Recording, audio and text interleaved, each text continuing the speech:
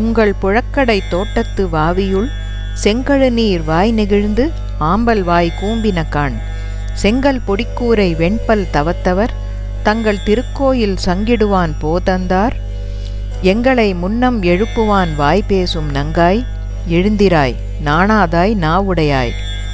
சங்கொடு சக்கரம் ஏந்தும் தடக்கையன் பந்தய கண்ணனை பாடேலோர் எம்பாவாய். எங்களை முன்னதாகவே வந்து எழுப்புவேன் என்று வீரம் பேசிய பெண்ணே, கொடுத்த வாக்கை மறந்ததற்காக வெட்கப்படாதவளே, உங்கள் வீட்டின் பின் வாசலில் உள்ள தோட்டத்து தடாகத்தில் செங்கழுநீர் மலர்கள் மலர்ந்துவிட்டன. ஆம்பல் மலர்கள் தலை கவிழ்ந்தன. காவி உடையணிந்த துறவிகள் தங்கள் வெண்பற்கள் ஒளிவீச கோயில்களை நோக்கி திருசங்கு முழக்கம் செய்வதற்காக சென்று கொண்டிருக்கின்றனர்.